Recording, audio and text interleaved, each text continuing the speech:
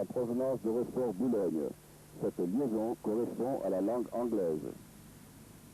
Circulation en provenance de Rochefort Boulogne. Cette liaison correspond à la langue anglaise. Circulation en provenance de Rochefort Boulogne. Cette liaison correspond à la langue anglaise. Circulation en provenance de Rochefort Boulogne.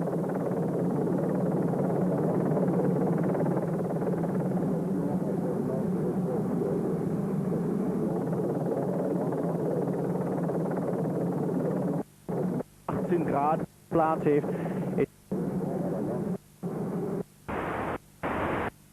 Op die weg tussen Cabet.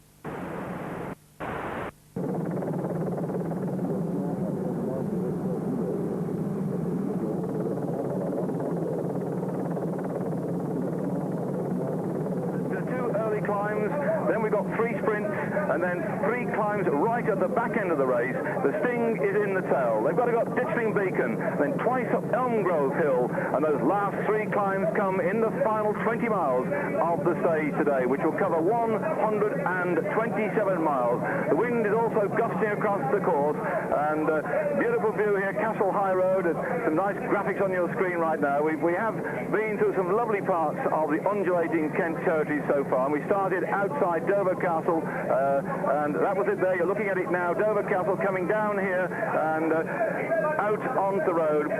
That was a magnificent sight up there, I can assure you. First thing this morning, the riders in what they call the village, and the spectators having good vantage points off the top of the castle. So they're now streaming down now at the early part this morning in towards Dover, and then the course taking them out up and down towards Folkestone, and then out towards Canterbury.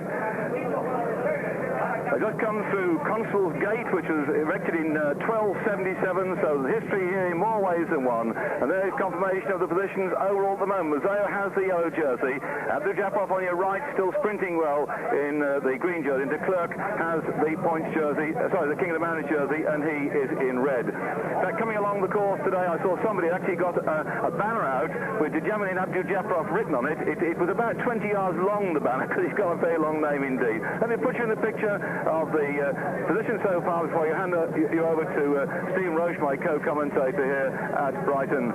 Over the first climb of the day, after they covered 10 miles of Blackhouse Hill, Peter de Klerk it was that went over in first place. Claudio Capucci was second. Behind him was Neil Stevens, then Gonzalez, and believe it or not, Indurain was there. Confirmation then, 5 minutes and 8 seconds that gap, which at one time was 6:23. That first climb after 10 miles, Blackhouse Hill, de Klerk, Capucci, Stevens, Gonzalez, and Indurain. The next climb came after 37 miles. That one was up White Hill, where Cabello and Mannion had made their decisive move. De Klerk came over in 3rd spot. The next piece of information for you is at Ashford. We went through there and had a sprint after 45 miles had been covered. Mannion and Cabello were still well away at the front. It's Mannion that went across the line first, and Petito led the gallop from the big bunch from behind there. Just having a look now, we're waiting for some more information about the next sprint, which was at Royal Tunbridge Wells. A massive crowd was there to see them go through, and then they'll be coming on, to a sprint at Madsfield and the 3 final climbs in the last 20 miles. We understand that the GB are now chasing, and they've certainly got to do so very hard indeed, because these men are a danger. It's a very up and down course, and one of out of sight, out of mind type courses too as well, where with them twisting and turning, the bunch have a great difficulty in getting together. So the 2 riders on the front here, and the gap coming down slightly. Well, Stephen, a bit of a tough day again with the wind like it is coming across the sea. They're inland a bit now, but certainly as the course twists and turns, they're getting exposed like they did yesterday. Definitely, as we get towards the finish, it's going to be definitely that is going to get very, very more difficult, because as it comes towards Ditchling Beacon, which is a climb which you need about 39, 21, 22, or 41, 23. It makes things very, very hard, and definitely as you go over the top of it, then it doesn't go down straight away. You get a very long false flat with a crosswind, very narrow road, goes goes down, then heading towards heading down towards here at the finish line, and then where there's very much crosswind right into the finish, coming from the sea, before we start off a final lap of 8 kilometres here on the Brighton circuit. It's been a very, very long day so far. Another long break with these two riders. They had 6 minutes at one stage, now down to 5 minutes. The MG GB team riding very hard in the front, knowing that these guys, if they get them too much rope, you won't get them back. But definitely with the wind being, as you see now on your screen, the gap now is down to 4 minutes and 40 seconds. They're still riding very, very well, but I think that the most difficult part of the route still has to come now, as we will come into Douvres-Calais-Brighton, and then the Calais-Brighton Grove, which is a very, very hard hill, which you go over on 2 occasions, one at after 191 kilometres, and the other one once again then at 199 kilometres. So I think the final of this race is going to be an incredible final. We've seen some very good finals so far back in France, but I think today is going to be the final of a classic, and I hope the riders will have a go, but I'm sure that they'll be very tired from yesterday's team time trial. There will definitely be sore legs, and definitely I think the group will break. And a lot of them travelling a long time last night too as well. We came under the tunnel. Some of the earlier people to the tunnel whizzed through in about 30 minutes without hardly having to wait. But the queue really tailored back later on, and quite a number of the helpers had a late trip across. But the riders then safely into their beds last night, having done that epic journey under the channel, the Eurotunnel. Marvellous piece of engineering covering the 50 kilometres under the sea. And I can tell you the sensation was tremendous. There aren't many people who've done it, but something like 3,000 people did it last night, and it's amazing. You just drive your car onto the train, you sit there, and they seal off the compartment area, so like 4 cars to this compartment area. You just sit in your car and get up and walk around if you want, and it's quite roomy in there, and the train just whizzes along. You can't hear a sound, it's just gently rocking. There's no feeling of claustrophobia. It's quite amazing, and you can sit there. They also, last night, we had a special radio link. We could turn it on and listen to music and listen to interviewing people as well as the train was going along, and that was quite enjoyable as well. So quite experienced as far as the whole of the race were concerned, and the riders too. Let me put you in the picture now of the overall general classification, if you didn't catch up with it yesterday. The disastrous day when Chris Boardman lost his jersey. Johan Mazzeo now in the lead by 10 seconds from Miguel Indurain. Indurain from the Benesto team, winner 3 times on the trot, looking for his 4th victory then, is in 2nd place. Ralph Sorensen lies 3rd overall for GBM team as well. The GBMG boys did a tremendous time trial to win yesterday, so they've really pushed a lot of their men up into the top 10 places. So Sorensen is sandwiching Indurain between himself and teammate Mazzeo. He's back 19 seconds on Mazzeo, but of course Sorensen will do nothing to attack Johan Mazzeo to gain those vital seconds. Another man for the GBMG team, Van Zeller, is in 4th place. Sorensen leapt up, by the way, from 27th to 3rd following that tremendous time trial. Van Zeller leapt up from 33rd to 4th in the GB team to get in a good position, just 22 seconds down on Mazzeo. Lance Armstrong, because Motorola finished just 6 seconds behind GBMG, Lance Armstrong is now in 5th place. He leapt up from 23rd overall. He's now 22 seconds down on Mazzeo, so he's probably going to see some action from the Motorola people today, because they've also got Steve Barr in 6th spot. He's 31 seconds down on, sorry, he was 31 overall the day before. He's now in 6th spot, and he's 27 seconds down. Just correct that for you again, 27 seconds down on Mazzeo. Armstrong 22 down, so neat little package there as far as Motorola are concerned. Armand de las Cuevas, because Castorama, again, very good team in the time trial. He's in 7th spot, virtually unaltered since his time trial ride on the prologue day. He's 28 seconds down. Thierry Marie, also from Castorama, is now in 8th place, 33 seconds down. Britain's Shaun Yates is 9th, 34 seconds down overall on the classification. And Tony Rominger dropped from 3rd to 10th, and he's now 38 seconds down. So along the route today, because the course goes very close to Shaun Yates' home ground from Forest Hill, he really is the man of the moment as far as the spectators are concerned. I've seen his name all over the place alongside that that of Chris Boardman too. Chris Boardman then in that time trial yesterday, when his handlebars came loose, Greg LeMond had trouble with his handlebars, had a puncture, one of the riders dropped off, one of the riders ran into the curb. All these sort of troubles that Gann had yesterday have upset Boardman and dropped him out of contention. He's now lying 20th overall, 54 seconds down. That's still a good position though for young Chris. His team tried so hard but just couldn't make it. The Rominger then in 10th spot, 34 seconds down. I don't think we'll see much of him today. This isn't the sort of course he'll go for the attack, but I feel like Shaun Yates would really like these rolling roads, I'm sure. And these two riders now begin to struggle considerably because undoubtedly they've been out there. So the first one went away just after 20 kilometres being covered.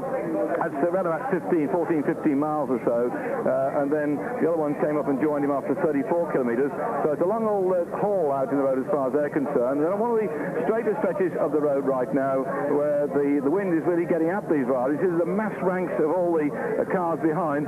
They don't normally allow all the press cars in unless there's a significant gap. And that one, the last we saw, was around about the 5-minute mark. So there's quite a flotilla of vehicles behind right now, and they must therefore know that they've still got a bit of a chance here. But if they know something about Dishlin Beacon, when they get to that one, they'll be in for a bit of a shock, that I'm sure. So these two riders then working away at the moment, Cabello and Mannion, in front of the masses of spectators all along the route. It's been an absolutely marvellous day, and I think that Britain certainly seems to me, Stephen, to have taken the Tour de France to its heart, the number of spectators we're seeing today.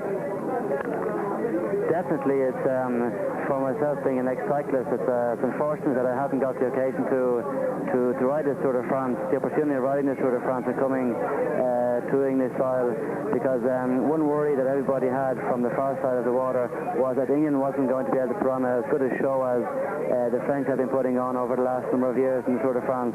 But I must compliment and congratulate all the people involved in the organisation and definitely all the clubs that have come on to give a hand out on all and marshalling the police, the security forces. They've done an incredible job so far. So, but it's an incredible day. I was coming in myself in the car and I got blocked off on one road. There were so many people, and coming over Dishlin Beacon, it was incredible. I couldn't even get near it. So we leave these two riders now, and we go to a commercial break. Hope to see you after this break.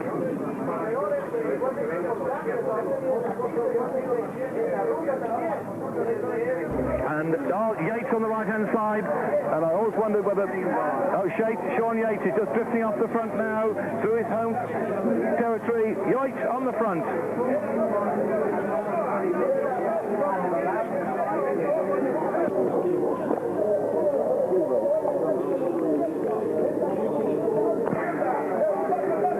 Yates gone off the front. This is his neck of the woods, his training ground, and often the riders allow a local man a bit of a flow at the front, but they won't want him to go too far off the front of the road. Let's just check where Yates is on general classification before I bring in Stephen Roche to talk about what he sees here.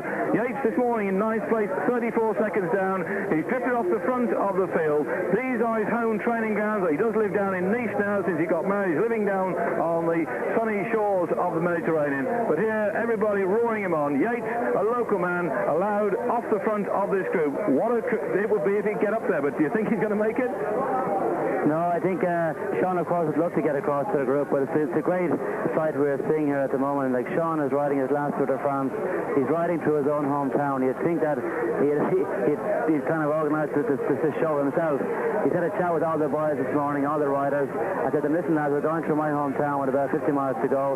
Any chance of me going ahead and saying hello to Mum and Dad? And so the boys said, okay, Shaun, just be careful, So I'm sure Shaun was very uneasy about it, because he felt with it being so near the finish that nobody would like to see him going. So it's very nice to see that the riders still have this kind of appreciation for Shaun, because Shaun has been in the peloton now for the last 10 years, 11 years now, and he's made some friends, of course, but it's a sign of appreciation from the other riders when they let you go like that. I see Shaun arriving here to his probably his parents, or God knows who's there, the parents, grandmother, the granny. There we are now. Hand you back to Dave. Dave is the man who knows all the knowledge about all of this. Well, this is the Tour de France. Steve was saying the Tour de France, his father, his family coming round about him there, all his relations, down to see the brave Shaun Yates. Well, what a disappointment it'd be if he does retire and doesn't ride next year. He's been an absolute great battler for Britain. Remember when he won that time trial stage in the Tour de France at Vasqual about 3 years ago? That was a real cracking ride, one of the fastest that have been done. Shaun is a tremendous competitor and one of life's nice men too. You can always get a nice word out of him. You meet him in the morning, have a chat to him. He's a gentle giant, is Shaun Yates. And of course, being a big tall man, he's always had the trouble of hauling his big frame up the mountains. But when it comes to riding for a team, he is absolutely 100% for his team and gives everything. So Motorola are going to rely on him to a large extent, I think, to help Armstrong in a place on the podium. Yesterday we saw in the team time trial Yates burying himself with the rest of the riders to do the best they could. They only lost by 6 seconds on the GBMG team. So the Motorola rider Shaun Yates then now back in the pack, and looking down there I can see the rainbow jersey just behind Shaun, the right hand side of Lance Armstrong, the world champion, also of Motorola. So that will be the man they'll be shepherding and looking after, because Lance is the best place rider for them this morning, setting out in 5th spot, just some 22 seconds down. And this whole thing can erupt in the final 3 climbs of the day if they catch those 2 men up in front, and there's yet no concerted effort to try and pull them back. I was mentioning earlier on how it is interesting that the Americans have come into the sport now. Motorola particularly are interested in telecommunications. They're practicing a way, or trying to get a way, to put sensors on the bicycles so they can actually pick them up by satellite, and the team manager can have a system in his car that he can actually see where the riders are in the bunch by this satellite picture being beamed back from the little sensor on the bicycles. They've also been using two-way radios as well, so that the team manager can talk to the riders. Very little minuscule things now. They're getting them so powerful, they just use small batteries to get the message backwards and forwards, and that again is another development. And in America, the big DuPont organization has been sponsoring that DuPont tour, and it's fascinating to look at some of the wheels that Specialized have made. They're made of DuPont Kevlar composite material as well. So the Americans taking to cycling in a big way. And Word Perfect, the other American sponsoring team, who decided that one way of linking together all their different people involved in the computer software business was to sponsor a team. So big money coming in from America. It does cost big money in this day and age to run a bike racing team. We're talking about the thick end of £3 million, because you may just see here 9 riders on the road, but Stephen, the backup behind a big team is enormous, isn't it?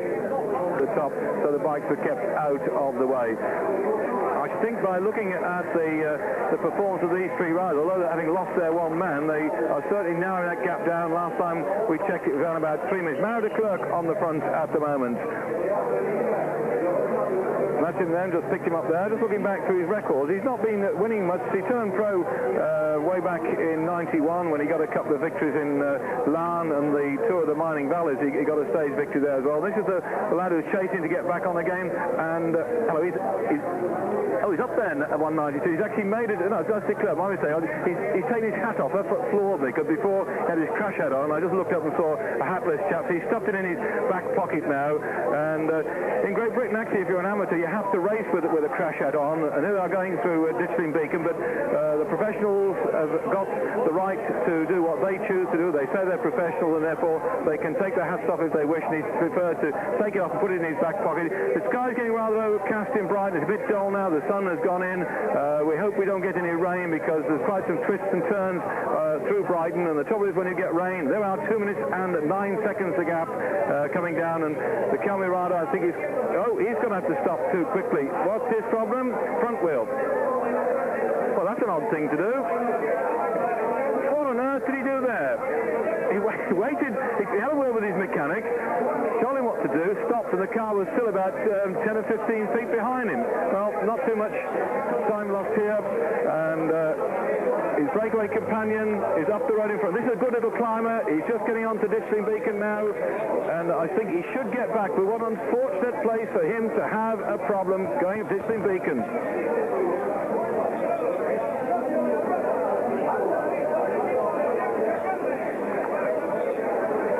After that puncture, Cabello chased racing back to try and get up to Mannion, who was his breakaway companion. There we can see the 25 kilometres to go sign, and the gap last time we had it was just over 3 minutes back to the three chasers. One of them, the Brazilian, having trouble to get back after a puncture, and the main field something in excess of 4 minutes.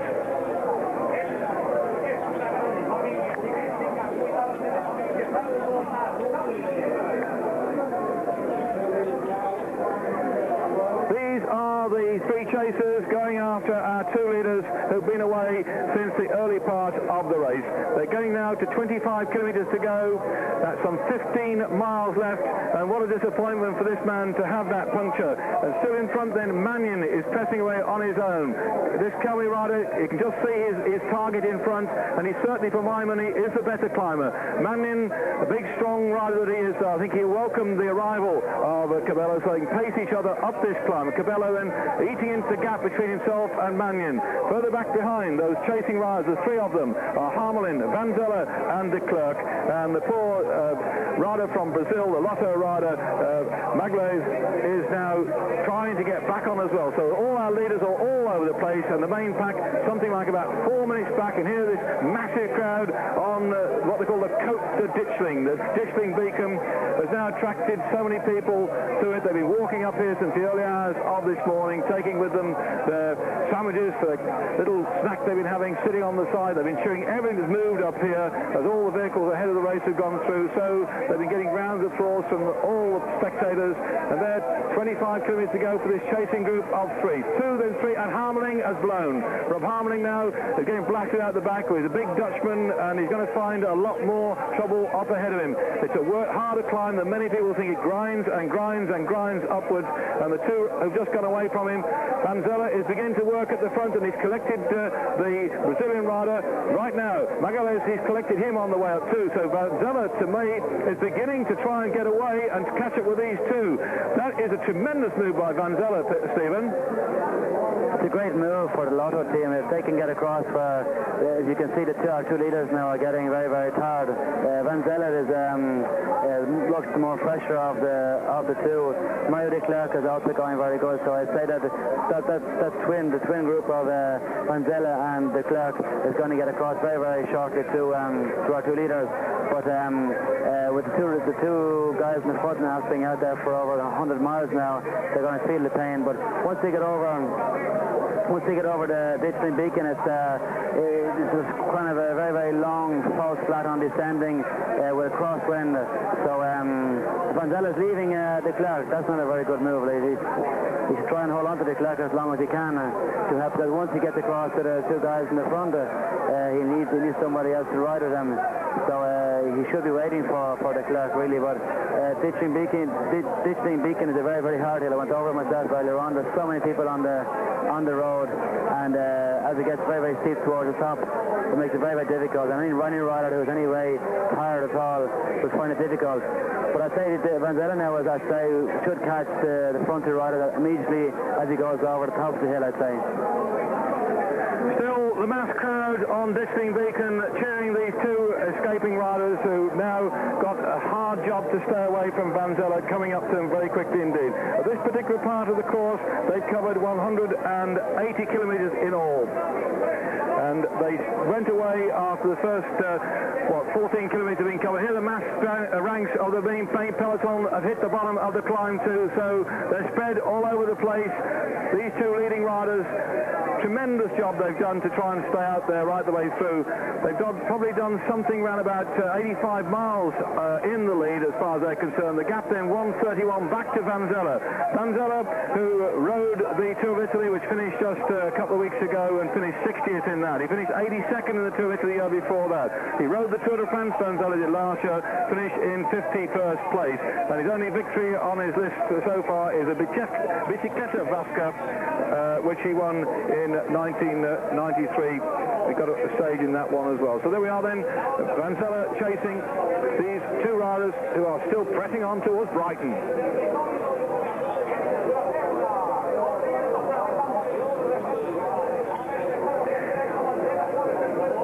the top of the climb. It's a lovely run down in towards Brighton as far as the two leaders are concerned. They've got something around about 23 kilometres to do, and Van Zelle is chasing after them. He really is going. That gap then cut down. It'll be getting into around about a minute, and off the top of the dishing beacon, he should be able to look down and probably see his quarry in the distance. It's a big, long, sweeping descent. Quite a few spectators on the other side of the hill, but nevertheless, he may be able to spot the cars and know what he's got to do to chase after them. Van Zelle doing a marvellous ride here. The GBMG rider who could be on his way towards a yellow jersey. He this morning started out in fourth spot, just 22 seconds down on Johan Mazeo of Belgium, who also rides for the GBMG team. It's unusual to see a rider from the same team attacking the yellow jersey, but they obviously gave him the nod to go and police the break, and he decided that he's got to get up those two men in front and sit on them there and perhaps try and get the stage victory. And the big field behind will be doing what they can to pull him back as well, but he really is accelerating now, and I think all the thoughts perhaps of taking that yellow jersey are in his head. Well, we will know when this race is over, I suspect, just whether the tactics will for him to go like this, because there is certainly an animosity between the Belgian side and the Italian side in this GBMG team. They were very upset, the Belgians, in the Tour of Italy, when they felt that the Italians were getting all the publicity and getting all the benefit of the best riders in. Then we've had the GB team that said, well, we didn't get all the help we wanted, we were in the classics, and so there might be a little bit of well, I can't say indecision, but I wonder if there's a split here in their interests, Stephen. I think there's, if we said that everything was going very, very well for them, I think it would be an understatement, because I think that there's never been great love between the Belgians and the Italians. Last year when the two teams came together, it was obvious that there was going to be some difficulty, because there are more Italians than more good Italians than there are good Belgians in the team, and yet the Belgians were given more credit. So they had great problems in the Classic this year with the Italians not riding for the Belgians, and then, as you said yourself, Dave, in the Tour of Italy then, the Italians felt they didn't get enough support from the Belgians. So I'm sure what's happened here today is possibly not been planned, but Van Zelle is just taking the opportunity now. He has the opportunity of going in the front. He took it, and then he thought that he saw then that the reaction from the group behind him was that his own team were possibly waiting for the Polka team to rise. So he decided, well, okay, I'll make the most of it, and hoping that before everybody wakes up, he'll have enough time in hand, hopefully, to win the stage and maybe take the yellow jersey, because you can imagine a rider. Van Zelle is a normal rider. He's not a great rider. He's a very, very good team rider, but you can imagine a team rider having the opportunity of taking the yellow jersey for at least one day. It's an opportunity you cannot throw down. So I'm sure he's just going for the yellow jersey now. These two riders then who've been out in the lead for so long, they went after about some 10 miles being covered, and over the top of here, the drop down, they're probably now inside the 20 kilometres to go, so some 12 miles. So they've actually done now well over 100 miles in the lead, these two, and Van Zelle's coming up to them very quickly indeed to see if he can take the stage and take the yellow jersey. Overall victors of the Tour de France by the Italians. They've done it 8 times in the past. Botticelli won the Tour de France in 1924 and again in 1925. The great Bartali won it in 1938 and 1948.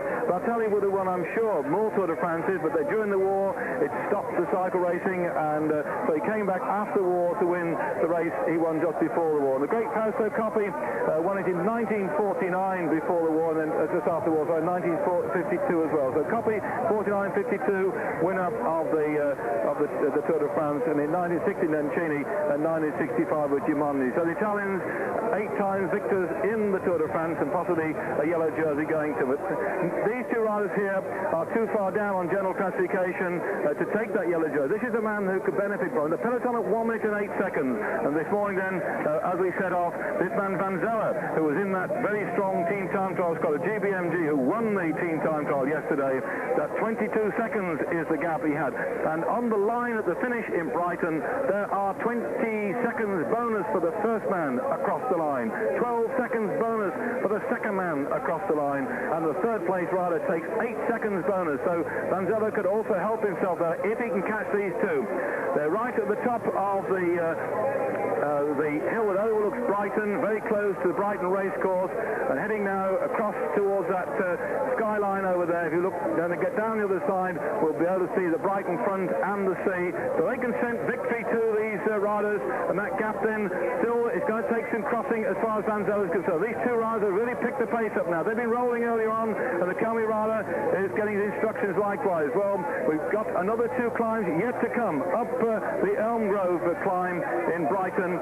They're going to do a lap through the town, come through the finishing circuit, and then go back up again. On the finish line here now, jam-packed full of people who will give whoever comes through first a resounding cheer. And it's very, very small, short little circuit, this one, by the way, just some 4.5 kilometres. So it's about 2.5, just under 3 miles of circuit with that climb of Elm Grove too. Really getting down to it is this fellow Vanzella, and he should be able to see just about on the skyline the leaders and knowing what gap he's got to do. He's just going to throw everything into it now to try and pull back those riders. He has had the benefit of staying in the main pack.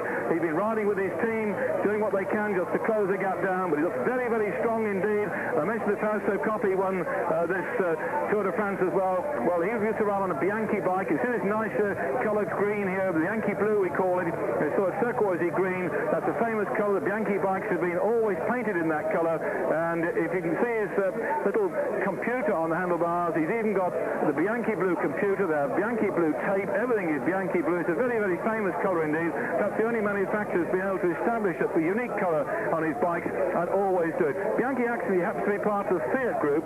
Fiat are the companies supplying all the cars to the officials and to the teams in this race. So the Fiat group have vested interest in this man here, I suppose, taking the yellow jersey, because Bianchi is one of their companies that they own. Bianchi being part of the Vespa scooter organisation as well, which is part also owned by Fiat. He can see them, yes, he's looking up there in the distance. We'd spotted them way up there in front of him, and now he's really getting down to smooth pedaling style. He's making it look very effortlessly. He's really rolling a big gear though, isn't he? He is, but Vanzella is known to be a great team rider. He's the kind of a guy you can put on the front of a group and let him chase down, or let him keep a tempo up for this miles and miles and miles. And I'm sure, like, he knows himself now that the yellow jersey is waiting for him if he can stay away from the group behind, because as you're saying yourself, there's 20 seconds for the first on the stage, 12 for second and 8 for third.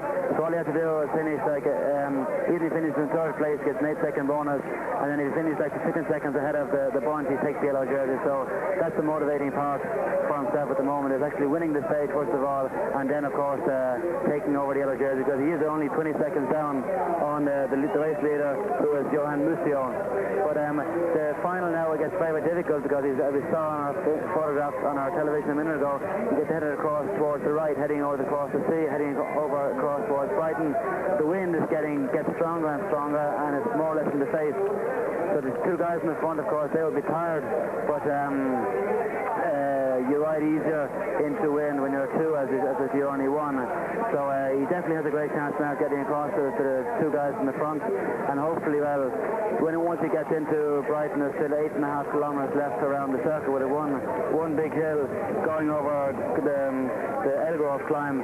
So he still needs some reserves to keep to fight off a very fast moving bunch behind, because I can guarantee you, once the bunch, we didn't see the bunch going over Beacon Hill, but Ditchling Hill, sorry, and I'm sure they were going over fairly hard, and definitely in the final they'll be going full power ahead to get to the finish fast.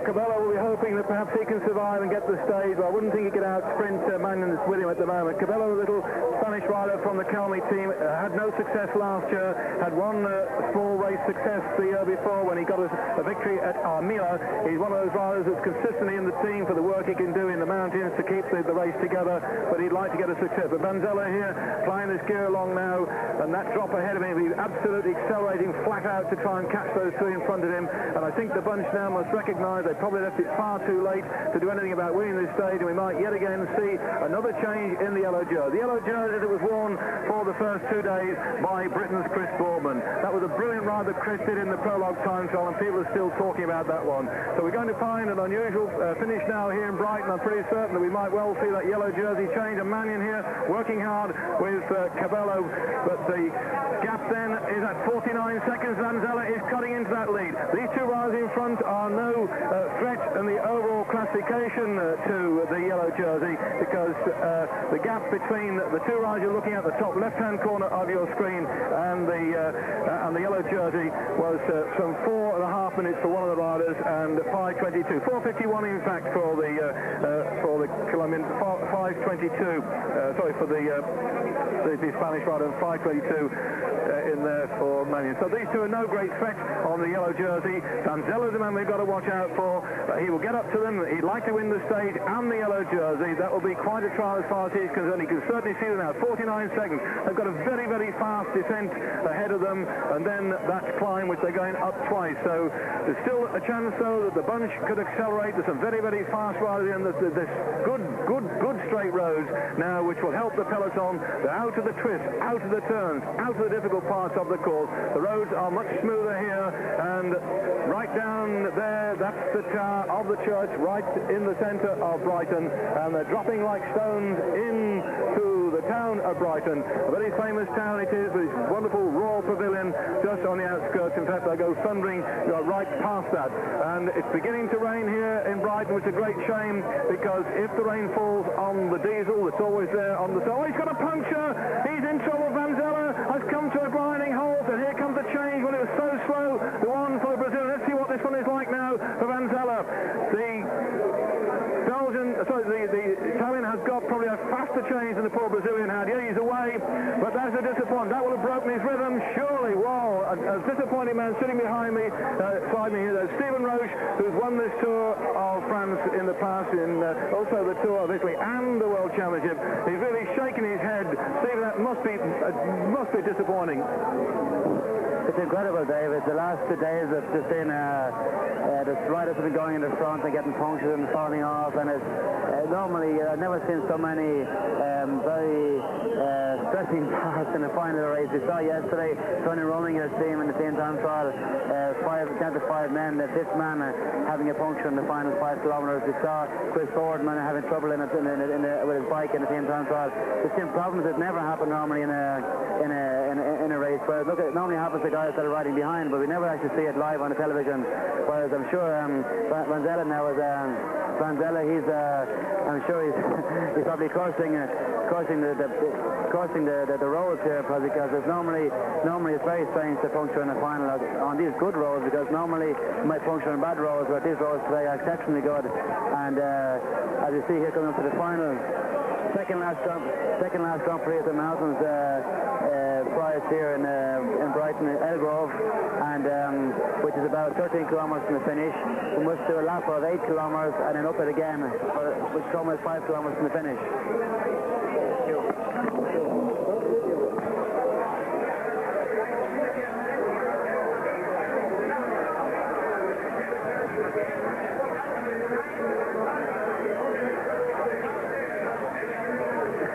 These two riders climbing up Elm Grove. It's not a very, very steep one. It's one that drags and hurts the legs, and they've been away now for something around about 110 miles, these two riders here, and they've been working away into a strong crosswind, twisting uphill and down on some very tough little roads. The smoother surface here now will be to their advantage, but the man chasing Vanzella is now over a minute back. He was within 49 seconds of them, having had that puncture. Great disappointment. He's got to get his rhythm back again and come at them.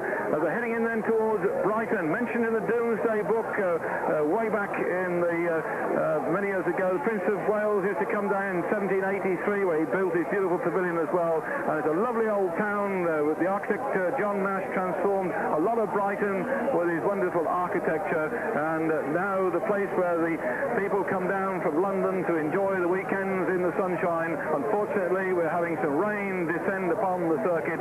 It's not heavy at the moment, but it's that nasty sort of stuff that just lies on the top of the surface. This long dragging climb, as far as they're concerned, no problem with the weather, but we've got a few twists and turns when they come down in towards the town. So the Calvi rider, Cabello, getting a few more tips and encouragement from his team manager, who must be very pleased indeed that he's got a chance of having his man up there in the top place on the finish line, because Vanzella still hasn't caught them back, but he will have got the message, Cabello, about what the gap is between himself and the chaser Vanzella. So the gap still at 1 minute 16 seconds. De Klerk, who got blown out on Ditchling Beacon, is at 2 minutes 45 seconds. Harmling is also at 2:45, and the peloton is at 3:25. So Vanzella is a good 2 minutes and 10 seconds ahead of the peloton. I can't see them catching Vanzella at all, so it's highly probable that these two and Vanzella could well be fighting out towards it. Looking back to see where he's got to, they're over the first climb of that Elm Grove hill. They're going to come round again and go back up that one once more before they sweep down into the finish for the second time. Somewhat concerned is the Spanish rider Cabello. He's looking back over his shoulder because the powerful way that Vanzella was coming up. The tactics, though, when Vanzella comes up, I've seen people go straight past, I've seen people stay. What do you think were the best things Vanzella to do? Well, I'd say when he gets across, he'll not be too fresh. You know, he will still. I'd say he will stay on and stay with them for a while and try and ride with them for as long as he can, and possibly try and drop them on the hill the next time up if he catches them, of course, before the hill, because there's still a long way to go now to get right through Brighton, right to the here in the finish line before he goes up the hill again. As you see, Vanzella, he's still looking fairly very strong as he goes over the top of the hill, but it's difficult now for him to gain back time going down the descent into Brighton because it's reasonably big road, so you'll automatically ride better when you're two riders as you will when you're riding on your own. But Vanzella having great form at the moment. He's shown us now in the last couple of kilometres he's riding very, very strong, and the two boys in the front here are Manin and Cabello are looking to have looking to getting a bit tired now at the moment. The gap is down to 57 seconds, so Vanzella has actually gained 20 seconds so far on the hill, and the hill is not over yet, so I'd say he shouldn't be too far off catching him now. The Italians will be pleased with his performance, the way he's recovered and come back. The Spanish rider here looking back now. The Castel rider Guimard, the team manager, is telling him what's going on. I think he's just saying, keep it steady, and watch out, this man's coming up. So the Italians so dominant in cycle racing this year. This is the main peloton. We understand that De Klerk and Harmling are together. We haven't actually seen them. They've closed that gap down. That certainly didn't seem like 3 minutes 25, which is what it was the last time check that we had on the main group, who are now beginning to accelerate. The yellow jersey, concerned no doubt about maintaining his yellow jersey. He'll have to do a lot of work to shut that gap back down again, because they've got to catch the leaders and they've got to catch Vanzella, because this morning just those 22 vital seconds separating Flavio Vanzella from his teammate Johan Mazzeo.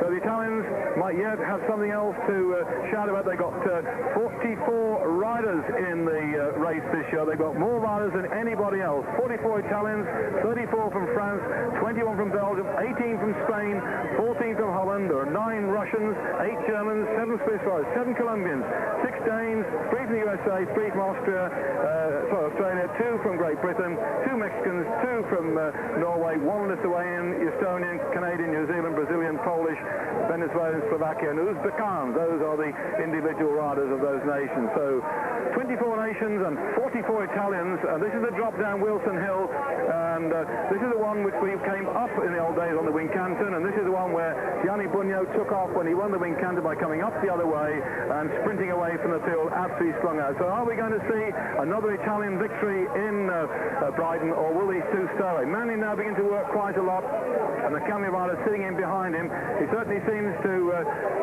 be putting a lot of work in Manning at the moment. The Camry rider going through, but not with the same amount of speed, and Manning really pushing on the pedals as hard as he can go to try and just stay away from the hurtling figure of Vanzella, who's now got them on this long descent. You can see for something like about a minute and a half down this hill, so there's no doubt about it that they were well and truly in sight of the chaser. And here he is then, chasing out them. Vanzella, some 2-3 years back now since he scored a victory. This could be one of his finest hours. Not only he gets a victory, but he takes the yellow jersey, and you can see the quarry in front of him and the crowd on the side of the road urging him on and on and on. And there, right at the bottom, there'll be the sharp right-hand turn, or as they go splash into the wet stuff. We're heading down towards the Brighton Marina, and then we turn right in towards the Madeira Drive, and this massive crowd waiting for them. It's a tremendously fast drop. This certainly will also be of use to the chasing peloton. They'll have to sweep down it very quickly indeed, at probably somewhere around about 60 miles an hour.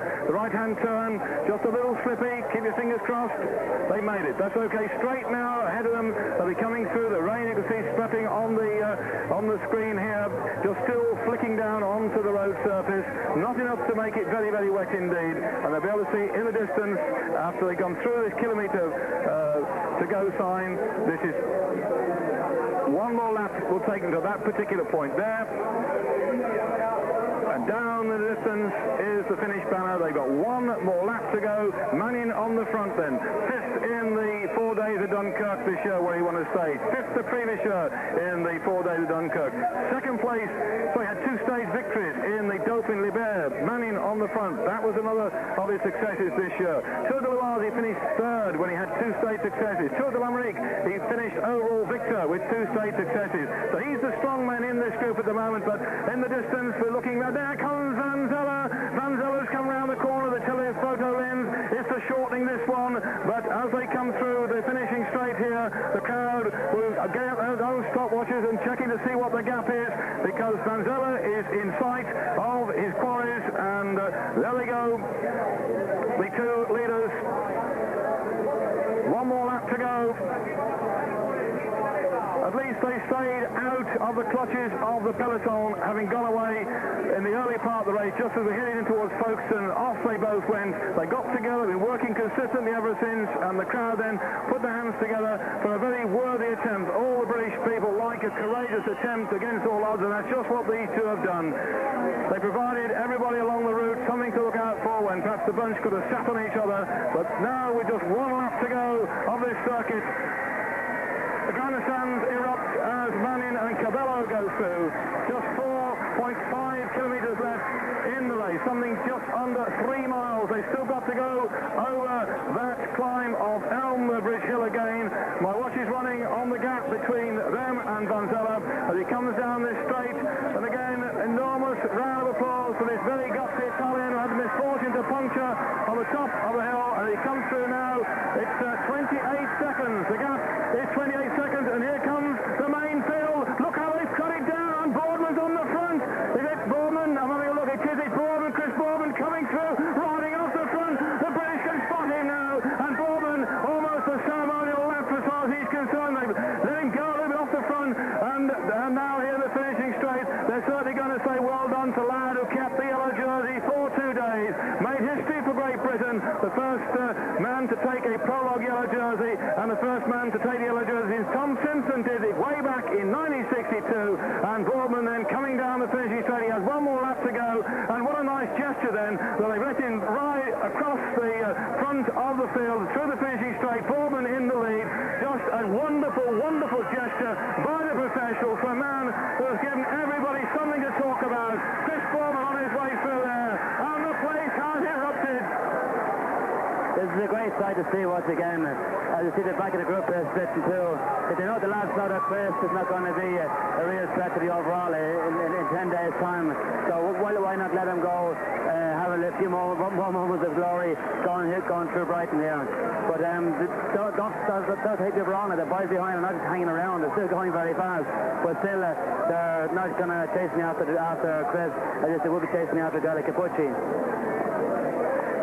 That gap then now 22 seconds between these 2 leaders, and Van Zelle chasing after them, and I reckon it's around about 1 minute and 10 seconds or so to the main group. So they really have cut that deficit. It was 3 minutes the official time check we had before, and now it's come down to something around about 1 minute and a quarter. These very slippery conditions will not be ideal as far as the main bunch is concerned. They'll be taking very carefully indeed, because not only does the water get on top of the diesel, because in towns you get buses and taxis, but also it lies on top of the paint of the zebra crossings, of the white lines in the road. So they'll be careful when they crank the bikes over, and also if you get a drain cover, a metal drain cover that just gets a thin film of water on top, that is disaster as well. So they'll be keeping their eyes ahead to be very careful when they're going around the bends not to lay the bike down. 18 seconds it is now, so it looks like they're going to have company as another bunch of riders go to the finishing straight, and Ludwig's in that main group there. He's well off the back. That climb must have hurt him, but there's probably something like about 40 riders have gone through, and a gap probably at least 1 minute on the main pack. Jackie Duran just gone through the finishing straight as well, looking over his shoulder rather anxiously. I don't know if he's got a mechanical problem, but certainly the field is split on that climb at Ditchling Beacon, and they're coming through here in penny numbers. Everyone's receiving a great round of applause for the gutsy way they've been performing in the Tour de France so far. The cavalcade of vehicles behind and the noise is intense, but up in front the concentration and the urging now for Van Zelle to close that gap down. He must now know that he's going to crack this one, but the thing is, has he taken it out of himself chasing to get up those two? He's definitely taking that out of himself getting across, but I feel that the bunch being much more going much faster than the Van Zelle. Once they hit the climb for the last time, it's going to go berserk. It's going to go flat out, and there's going to be bodies everywhere. And they're going to chase down Van Zelle and then our two leaders, unfortunately for them, because of course they deserve to win or they deserve to go to the finish together. But at the same time, that's the way the racing goes, and nobody gives anybody a present in this day and age. As we can see, Van Zelle coming down. Oh, he's going away. Cabela's going away. He's going away. We saw him earlier on Bickling. We saw him earlier on Ditchling Beacon that he was going very, very strong. We didn't think he would have let the starter behind so early. He still has good legs. Van Zelle, though, he might pick up. Might be able to go back onto him now, maybe as he pulls over the topper. But the bunch are coming up very, very fast.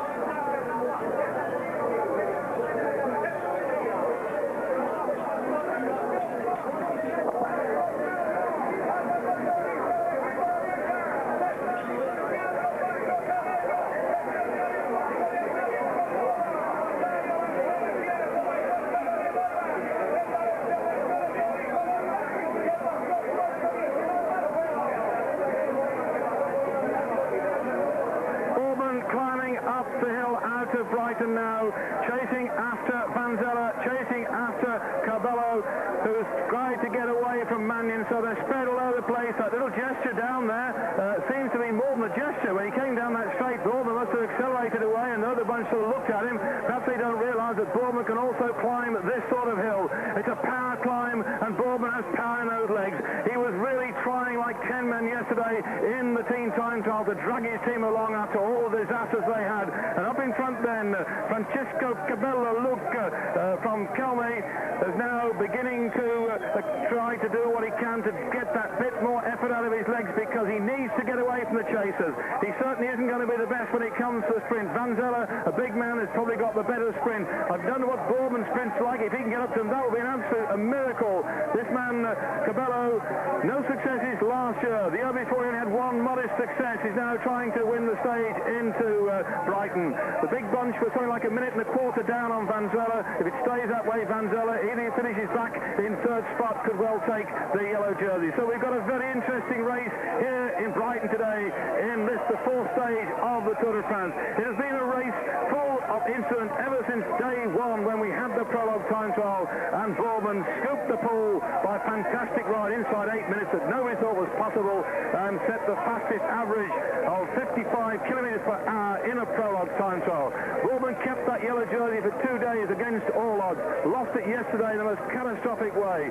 And GBMG beat Motorola by just 6 seconds to snatch stage victory yesterday and put Museo into the yellow jersey. Bourman is tying his way up here, and the bunch still behind him, and somebody else is trying to come across the gap. And we can't yet pick out which rider it is, but it's certainly coming up very quickly indeed. It looked a bit like might be a Motorola rider. It could well be Hampson, but I'm not quite certain. In fact, no, it's Thurlan. It's Thurlan himself. Is it going across now? I don't think it is, but it's certainly one that's Gavish Belanrise that's going across now. I don't think it is, but it's certainly one that's Gavish Belanrise that's just rocketed across here. And yes, as he goes across there, he's just rocketed past Chris Bourman. And so Enrico Zainab who's come up to them and still in front then. This rider from the Calais team, Cabela Luca, is now with the 1 kilometre to go. No, it is not 1 kilometre to go, because that in fact is right down the bottom. Goodness knows what that was. That's rather flawed, the little flag up there. 4 to go with it. Okay, it was written 4 on it, but when you see a kite like that, it looks like 1 kilometre. But we have got an inflatable 1 kilometre to go sign waiting down the finishing straight for this rider here. He's gone up that climb very comfy indeed. He has. He's gotten over it. He gets comfortably, maybe not as comfortable as he was in the first climbs, but he's definitely made it over in the front of the group, which is a great achievement by himself, taking into consideration that he's been out there for the last 100 miles. But the group now is reacting behind him, and as I say, the groups the lads behind now are very, very strong, very, very fresh. So especially Zaina, who hasn't put his nose to the front all day, he's out going after the boys now. He could catch them all maybe, and try to go for the stage win. But Boardman is doing an incredible ride also. He's in there in the middle. We saw him there a few minutes ago, but if Boardman could only hold on to Zaina, as we saw him a minute ago, Zaina came past him and attacked him, but if Boardman could only hold on to him and maybe beat them all in the sprint maybe, but that'd be asking too much, I suppose, after his defeat yesterday. But on the other hand, we cannot see the points at the moment with our cameramen, but you can be sure the points are very far behind. I'd say it could come down to a very small point sprint. And bit by bit he moves in towards the finish. As the chase is coming on here, Mannion has got Vanzella with him. Mannion it was that went after Cabello, who started it all this morning. Cabello, who broke away just early on as the start came out from Dover. The two then got together and they've been going away, Cabello and Mannion, right the way through until we got through into Brighton here. They've been in the lead for 110 miles. It's now split with Mannion getting dropped by Cabello. Vanzella's come up then to the French rider here. Quickly looking back at what's happened during the day. Lackhouse Hill was won by Peter de Klerk. The second climb of the day, White Hill was taken by Cabello when they were away in a group. At that time, they had a lead of 6 minutes 23 seconds. The sprint in Ashford, taken by Mannion. Sprint in Royal Tunbridge Wells, taken by Mannion, with the man we're looking at now. The Marsfield sprint was also taken by Mannion. And then we came to the climbs. Kelmy rather came into his own, and Cabello has forced his way over the top of the climb. And now with 2 kilometres to go, he's accelerating rapidly down here. I would say last year he didn't win anything. The year before, a modest race in Spain. This could be one of his best performances ever yet if he can hang on behind those two chasing men are closing the gap down. And we know that Chris Boardman has also gone away, and they've got Zaina with him from the Gavis team. So one man in the lead. These two chasing down and dropping like stones right down Wilson's Hill, taking it in turn. This certainly is going to aid the chase. The two of them here, the one man on his own is just having to go through the wind. He's got no shelter at all. No shelter at all. So these two riders have got that advantage. 2 more behind Zaina and Boardman. But this one chap here, this is a great ride, Stephen. Fantastic ride, because we can hear our friends, journalists upstairs, Colombians and Brazilians and Spanish all going crazy upstairs, because he said nobody ever would have thought 2 hours ago that this rider who has been out in front for the last 110 miles will be still here at the end, still alone in front. We see Vanzella and Mannion here chasing down, but I'm afraid it's finished for them now at the moment. So if he stays away, he's going to get this stage victory for Spain and Kelmy. And we've got to go back a long time and look in the mountain records to see when Kelmy won wars before in stages. And they usually get them in the mountains, but on the flats they've never had the chaps capable of going away and doing a lone ride like this one. But this is going to be a tremendous performance then for the Kelmy rider on his way in at the moment. Cabello looked back for a moment, and it may well be that these two resign themselves to say, like, see Boardman coming through as well with Zaina. They stayed out of the way. Boardman looks back over his shoulder. First, second and third have come into view, and behind fourth and fifth are just out of sight. That the yellow jersey will go to Vanzella. We're going to have to put the glove. This man's got the stage victory, but the big thing will be as they come down. Remember, there are 12 seconds bonus for second place and 8 seconds for third. The victory's going to go to the rider from Kelmy. Cabello is going to get this one, and the Spanish upstairs and the Colombians are going absolutely bananas, jumping up and down as he comes down here. Francisco Cabello from Kelmy takes the stage, and the top, it erupts upstairs. You might hear the noise, the cracking and banging, the jumping up and down. They're over the moon, so is he. Spain have got a victory, Kelmy's got a victory, Cabello's taken it, and the sprint then 12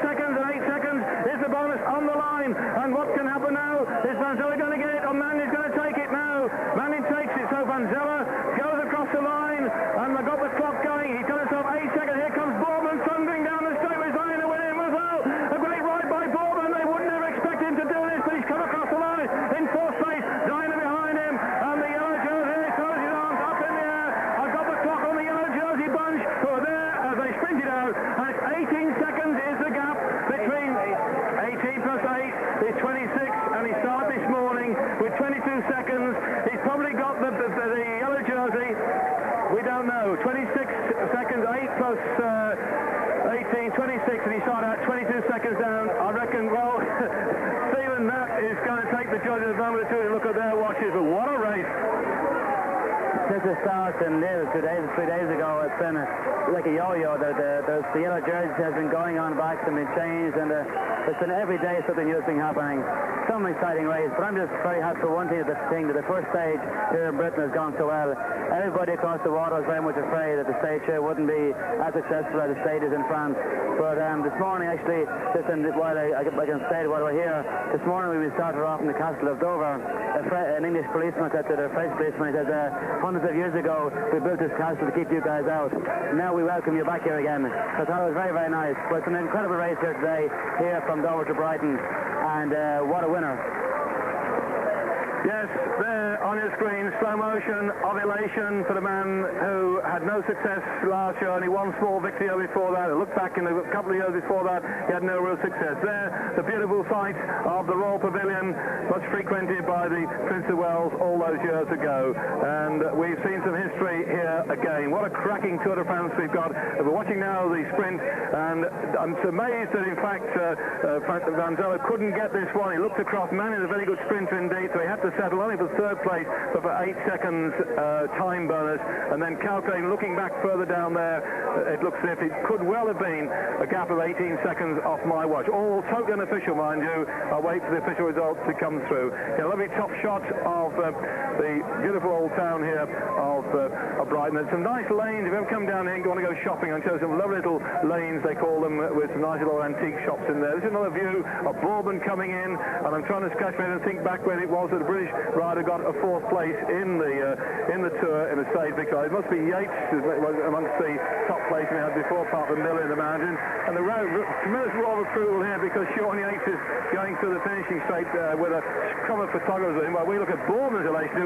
This man is proving he's not just a time trialist, he's got a head on him, hasn't he? No, like I've been saying all along since the Tour de France started, Chris has surprised everyone, including myself, including Roger Leger. He's such a sportif. He's included. He's definitely an amazing guy.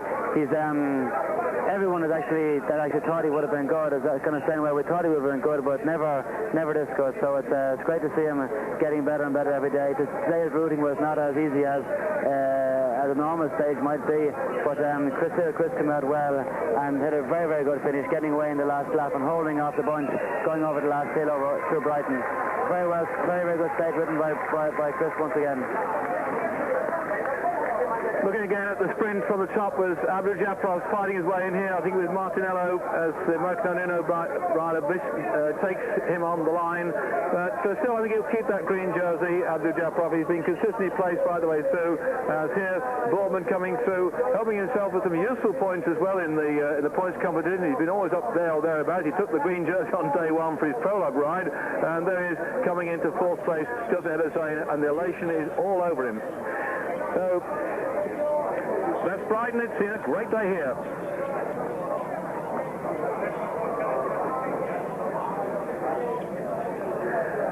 Camello confirmed victor today, 5 hours, 12 minutes and 53 seconds. Manning in second spot at 20 seconds. Van Zelle given the same time in third. Bourbon then at 33 seconds with Zaina, and the bunch came in just behind them. And the race tomorrow, Portsmouth. If you're going to the start, then I should get there very early because they're closing the roads down again, and you have to find your way into the town over some of the dual carriageways. There, Brighton, the pier, the beach are somewhat deserted because the weather's gone rather nasty, but tomorrow we'll be by the seaside again, but it'll be Portsmouth the stage tomorrow. They go out into Hampshire and come back in again. So the yellow jersey has been confirmed to Van Zelle. The cheers here of the crowd as another big bunch of riders come in to the finish, but Van Zelle's making his way to the rostrum to receive that yellow jersey from the dignitaries now gathering up on the podium. We may well have a chance of looking at that one. Tomorrow then, the stage in Portsmouth starts out at 10:45 in the morning and gets back to Portsmouth around about 3:15 to 3:30 in the afternoon. And they will have covered then tomorrow 187 kilometres, a fairly short, sharp course they're going to ride that takes them out up towards Basingstoke and then to Winchester. So they've got a sort of nice little circuit they're doing, Winchester, Basingstoke, up round, and they're all that neck of the woods. There's plenty of opportunity if you're in the midst of the circuit to go from side to side, and the M3 cuts through it as well, so if you want to go and come into the M3 and nip across from one part to another, that's what you can probably do. But the roads are going to be closed again for like 3 hours before the race comes through. Let's hope the weather stays fine. It's been a great day here today. A little flurry of rain that came down earlier on didn't wet the roads too much, but nevertheless now with it all thundering down here, it's getting rather damp and dismal. I suppose you might say a typical British welcome, but they've had a wonderful warm welcome from the spectators all the way along the route, and the crowd here in Brighton elated also for this young Spaniard for his tremendous ride to win that stage. Rather unexpected, I should think. Valentino, the man on the left-hand side in the green jacket, previous winner 4 times of the Tour de France, just helping out with the ceremonies, and there he is, as ever, overjoyed. So that's it then from Brighton, our victor on the rostrum. Bye-bye.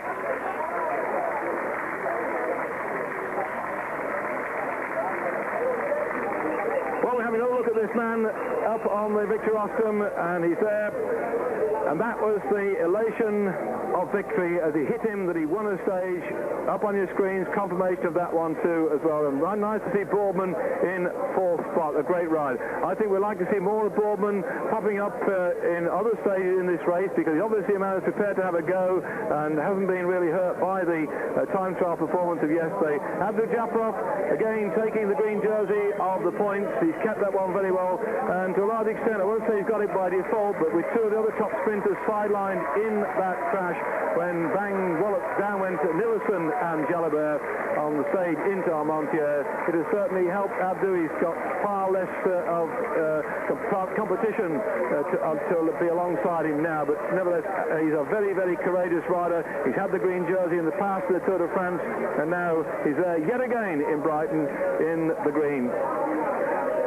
I know lots of the British supporters of the sport like this man enormously, so they'll be pleased to see that one. I think a fair chance to keep that jersey on his shoulders tomorrow on the Portsmouth stage. We go right past HMS Victory tomorrow. In fact, I'm staying tonight in a hotel that was said to be frequented by Lord Nelson and Lady Hamilton herself.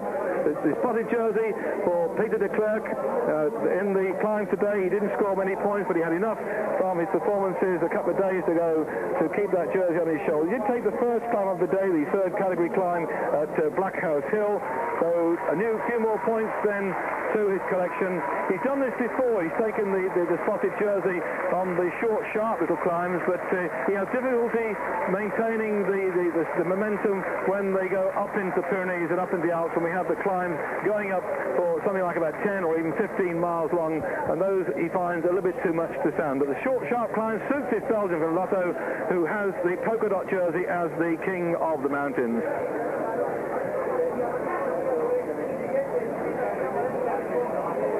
Umbrellas out. You can see it's beginning to be a little damp for all concerned here, but this is a man who no doubt there'll be a lot of chit-chat going on, because he has got that stage, he has got the yellow jersey after trying to win the stage. But Van Zelle, a man who's always been a very competent team rider, has now, by my watch, just some 8 seconds or so taken that yellow jersey off his teammates. So for GBMG, the jersey changes soldiers, goes from Mazzeo to Van Zelle. The team at least will have the yellow jersey to defend tomorrow on the stage from Portsmouth to Portsmouth.